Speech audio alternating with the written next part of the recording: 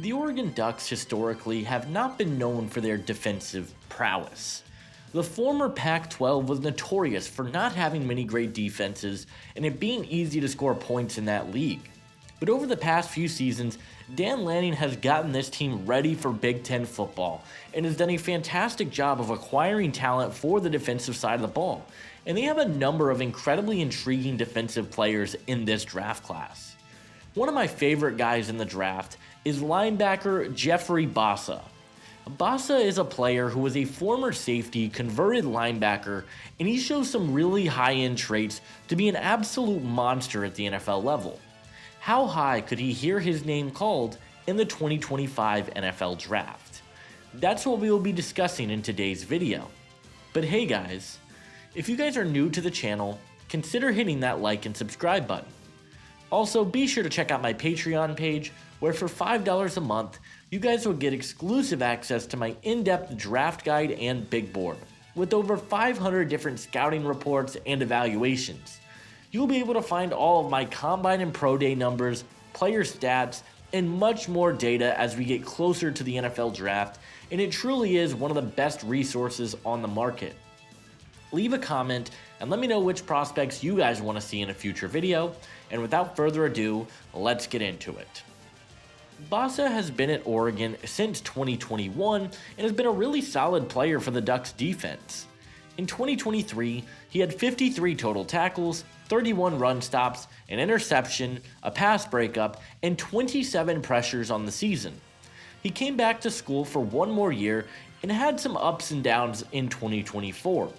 He finished the year with 34 total tackles, 18 run stops, 1 forced fumble, 2 pass breakups, 11 pressures, and 2 sacks on the year. He had a fantastic week at the Senior Bowl in Mobile and is one of my favorite linebackers in the entire draft class. The first thing that really popped off on tape about Bassa are his incredible movement skills. We mentioned in the intro how he was a former safety, converted linebacker, and it shows up on the tape. He is so fluid and quick with his hips, and I love what he shows athletically. He has great speed and is such a fluid mover for the position. It particularly shows up when he comes downhill as a blitzer.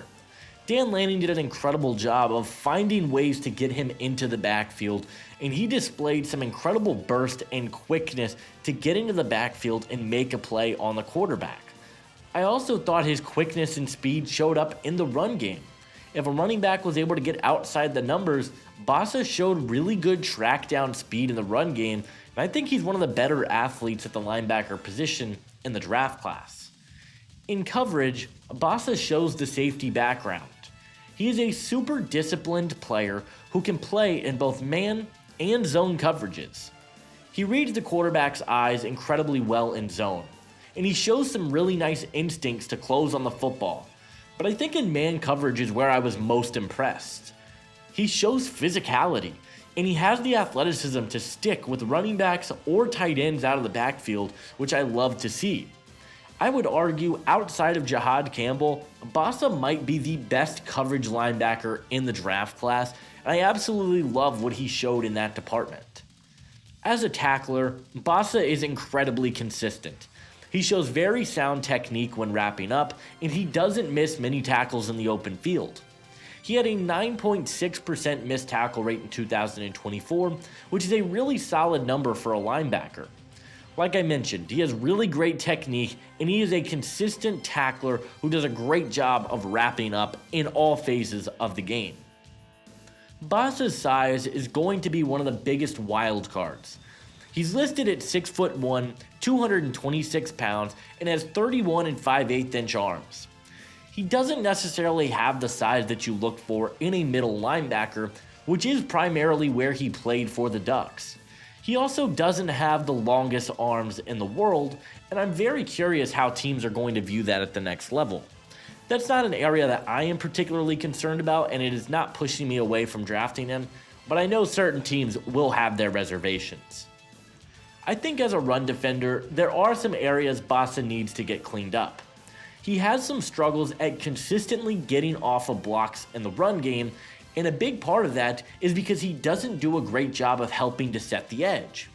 He comes into blockers pretty square, and he doesn't do an amazing job of consistently showing that he has the bend to get around bigger blockers.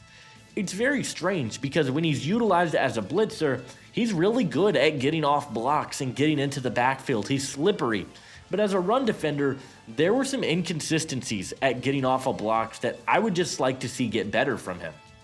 The weirdest thing I noticed as a constant trend on tape for Bassa is he seemed to consistently be a half step too slow when diagnosing the run, and he seemed to always be a step behind. I don't know why, but particularly when teams would run zone, he seemed to freeze for half a second, and by then it was too late. He's trying to trust his eyes, and he's not very instinctive in the run game.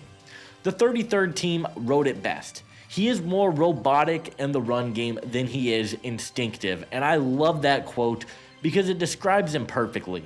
His instincts as a run defender have to get better, and he has to do a better job of diagnosing run plays before they happen. Jeffrey Bassa is my guy in this linebacker class. I love his athletic traits, his ability to blitz and defend the run, and I think he's fantastic in coverage. Everything that has come out of Oregon's camp is how impressive of a human being he is, and he was the communicator for this Oregon defense.